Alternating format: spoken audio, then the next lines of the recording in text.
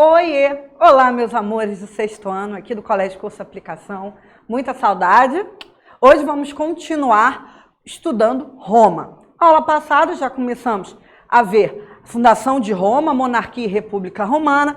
E hoje vamos ver a expansão territorial romana, que, ao contrário do que a gente poderia pensar, não foi toda durante o Império Romano, e sim durante o período da República. Aliás, a maior parte das conquistas. No Império Romano, eles vão aumentar, né, a conquista dos territórios, mas eles também vão consolidar o Império, tá? E também diz muito sobre a forma, né, do governo e não necessariamente só as conquistas territoriais, tá? Bom, para que se faz uma expansão territorial, professora? Para que serve? Por que a gente vai parar e falar desse assunto? Porque, gente, expandir o território significa conquistar novas terras. E quando você conquista novas terras, você se protege cada vez mais dos seus vizinhos, que podem querer te invadir. Estamos falando da antiguidade. Isso era muito comum, né? Conquista por território. Além disso, quando você conquista terras, você tem mais, né, espaço para praticar a agricultura, para criar animais, né? E você tem também a criação de novas rotas comerciais. E na antiguidade significava também conquistar mão de obra. Ou seja, quando você conquistava, né, um território, você fazia o povo conquistado de escravo. A gente viu essa diferenciação da escravidão do período da antiguidade e da Idade Moderna, como aconteceu aqui no Brasil, colônia. Então, né, era a oportunidade de pilhagem, ou seja, de você saquear as cidades, de você conquistar novas terras para a sua agricultura, você estabelecer pontos comerciais, você ter mão de obra. Então, né, nesse momento, era um belo investimento, tá? E aí, algumas coisas foram acontecendo para a expansão territorial de Roma, as guerras púnicas, que já vamos falar delas, mas também a conquista da Macedônia, da Grécia e parte da Ásia Menor. Lembra que a Macedônia tinha sido conquistada lá pelo Alexandre o Grande, conquistou a Grécia e a Ásia Menor? Agora é Roma que vai conquistar o povo todo. Além disso, a Gália, o Egito e a parte norte da África, tá? Pelo imperador, pelo Júlio César, no primeiro triunvirato, que a gente vai ver na aula que vem o que é isso. Tá. Olha só, aqui temos dois personagens, já vou falar mais dele, mas é o Asterix e o Obelix, né? É uma história em quadrinhos, né, que vai falar justamente de uma disputa, da disputa territorial de uma pequena aldeia na Gália que não sucumbia, ou seja, que não conseguia, né, os romanos não conseguiam dominar. Por quê? Porque eles tomavam uma poção mágica e eles derrotavam o poderoso exército romano. E aí, gente, olha só, vamos observar uma coisa. Aqui no rosinha, ó, é a fundação de Roma, no período da monarquia. Então, Rômulo e Remo, né, os 7 reis, os reis etruscos e latinos. A gente viu lá passado, estamos aqui, ó. Aí, ó, período república é o amarelo. Tudo isso, gente, foi durante o período republicano.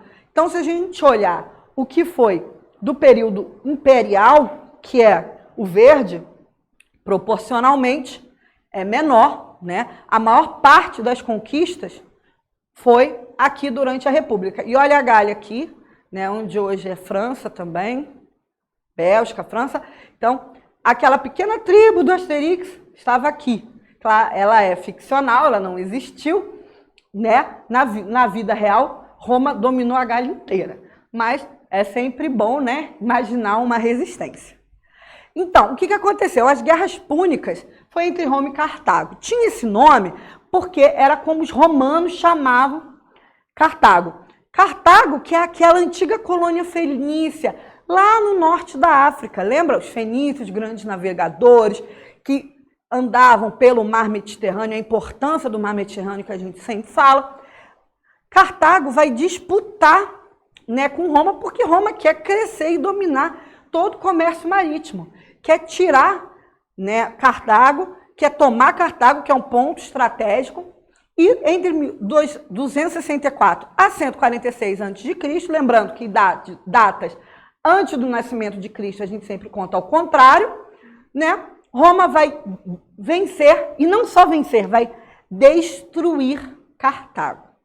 Olha só, Cartago usava elefantes nas suas guerras, tá? E mesmo assim, o exército romano consegue, porque era um exército muito bem preparado, equipado, ainda não era um exército profissional, a gente vai ver isso, que ainda é um exército que vai lutar em troca de, né, os mercenários, o que poderia receber, mas já era um poderoso exército. E aí, aqui as guerras púnicas, né, que é pela tomada justamente todo esse verde, que é o Império dos Cartagineses, que Roma consegue e começa a sua expansão territorial junto da conquista de Gália, Ásia Menor, que é para cá, e também aqui da atual Europa. Como eu já disse, consequências.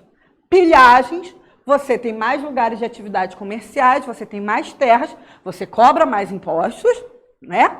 Ou mais riquezas, e você aumenta o escravismo, você aumenta a mão de obra, que nesse momento a mão de obra era feita, como a gente viu, como os hebreus foram escravizados 2 vezes, a antiguidade não era uma escravidão étnica, e sim, né, por conquistas de guerras ou dívidas.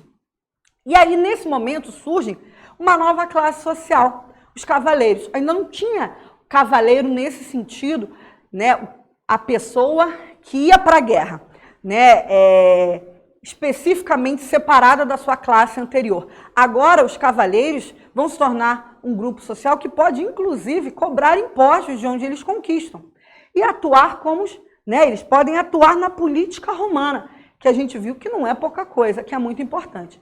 Roma passa, então, a ser poderosíssima.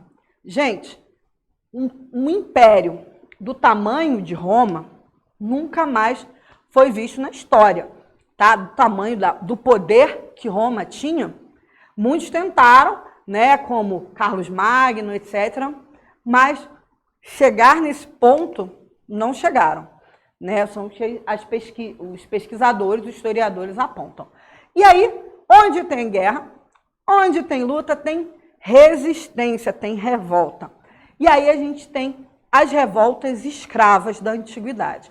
A primeira, que a gente chama da Primeira Guerra Servil, que é uma rebelião escrava, vai, né, na Sicília, que é aquela ilhazinha que é a bota, que a bota da Itália está chutando, é a ilha da Sicília, em que os escravos, a maioria pastores, eles vão proclamar que o euno, um dos escravos, era o seu rei. E essa é a imagem aqui do euno. Vocês podem ver que ele está se libertando da corrente da escravidão. A guerra foi controlada pelos romanos, né? Ela durou 4 anos.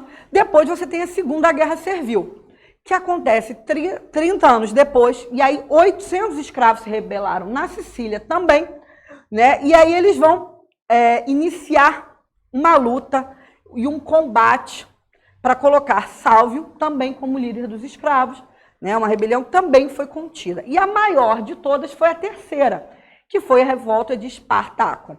A revolta de Espartaco durou de 73 a 71 anos antes de Cristo e foi a mais famosa, tá? Mobilizou mais de 90 mil escravos. 90 mil escravos. Liderado pelo gladiador, o Espartaco, né? Quem eram os gladiadores? Eram as pessoas, né, os escravos conquistados, que eram obrigados a lutar em grandes arenas, né, contra animais, ou lutar contra outros gladiadores até a morte, tá? E aí, eles, liderados por Espartaco, foram contra as tropas romanas, venceram as tropas romanas, até que eles foram finalmente, né, vencidos e castigados. Só que o que acontece? Eles não tinham um movimento de vamos acabar com a escravidão. Não era um movimento de abolição, de abolicionismo. Eles queriam a sua liberdade. Então, esses 90 mil escravos queriam a sua liberdade. Não era um projeto, então, gente, a escravidão é ruim para todo mundo. A escravidão é ruim para a gente, tá? Mas não deslegitimiza a luta, tá? E a revolta dos escravos. A gente sempre tem que lembrar a história que é o contexto que pertenceu, né? O contexto daquele momento em que os escravos eram conquista de guerras, eles viam que aquele escravo conquista de guerra não deveria ser, né? Aqueles que estavam lutando contra o Império Romano, tá? Não quer dizer que eles tinham uma política mais ampla, né, de abolição, mas não vamos diminuir um processo de 90 mil pessoas lutando pela sua liberdade, tá? E aí, senta que lá vem treta. Gente, treta. Escuta o que a professora vai falar para vocês agora. Presta atenção. Todo mundo que tentou fazer reforma agrária na história da humanidade não deu certo, tá? Claro, se você tem algumas, né, políticas específicas no século XX, sim. Mas a pessoa que individualmente tentou, contra o sistema econômico da época, fazer uma reforma agrária, ou seja, dividir terras, ó, no geral, a coisa não dá certo, mas não dá certo com vontade, tá, gente? Não é assim, ih, não deu certo, que chato. É não dar certo assim, de pessoas fugindo e se matando, nessa confusão. O que acontece? A gente viu na aula passada que os plebeus conseguiram, né, vários direitos políticos.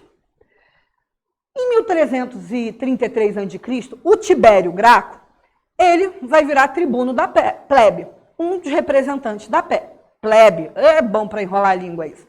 Ó, ele vai aprovar uma lei que é uma lei agrária que vai limitar o tamanho das propriedades. Então, se antes você poderia ter terras até perder de vista, então aqui da Taquara até minha casa lá na Glória, agora não. Falou assim, olha, 309 hectares, tá? Que aí hectares é quanto acres, é quanto você conta, né? Hectares e acres é quanto você conta a extensão da terra. Mas falou assim, olha, a terra agora não é ilimitada não, tá, meu bem?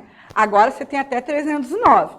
Não é uma terrinha pequenininha, mas não pode ser daqui até perder de vista, tá? E se você tem terra daqui da Taquara até a Glória, você tem que vai devolver quando passar desses 309 acres para o Estado. O que aconteceu? Você acha que as pessoas, os patrícios, que tinham muitas e muitas terras a perder de vista, ficaram muito felizinhos, contentes, falaram assim, tudo bem, Tibério, a gente divide. Não, ele foi assassinado um ano depois. História, sempre trazendo o melhor dos seres humanos. Pois bem, e aí o irmão dele, 10 anos depois, o Caio Graco, continuou o projeto do irmão e falou assim, somos romanos e não desistimos nunca. E aí ele vai aprovar a lei frumentária que vai abaixar o preço do trigo. Então não só ele queria, né, retomar o projeto do irmão do tamanho da terra, como abaixar o preço do trigo produzido nessa terra. Aí, e dar, né, para ajudar os cidadãos mais pobres, os plebeus. Os patrícios senadores ficaram enlouquecidos com Caio Graco. E aí o Caio Graco foi tão perseguido que ele se suicidou. Tá? E essa treta aqui vai ser a treta definitiva junto com a rebelião dos escravos, mas essa vai ser a treta definitiva para a crise da República Romana, que a gente vai ver na aula que vem. E, gente, convido vocês a pesquisar sobre Asterix e Obelix, tá? Se vocês não conhecem, são esses gauleuses. Eles todos têm o Ideafix, tem esse nome com um X. O Obelix aqui, ó, ele não precisa tomar a poção, porque ele caiu quando era bebê, então ele é super forte o tempo todo, mas assim, o Asterix tem que tomar. O cãozinho, o Ideafix, acho que é. E aí, a poção mágica, e aí essa seria a pequena tribo na Gália que consegue, resistir. Tem filme, tem desenho, além das histórias em si, então é um jeito legal da gente aprender história. Depois vou mostrar mais umas tirinhas para vocês na nossa aula ao vivo. Tá bom? Então, até a aula que vem que a gente vai ver como essa treta dos irmãos Gracos vai refletir na política, além da família Graco. Tá bom? Um beijo, amo vocês, saudades.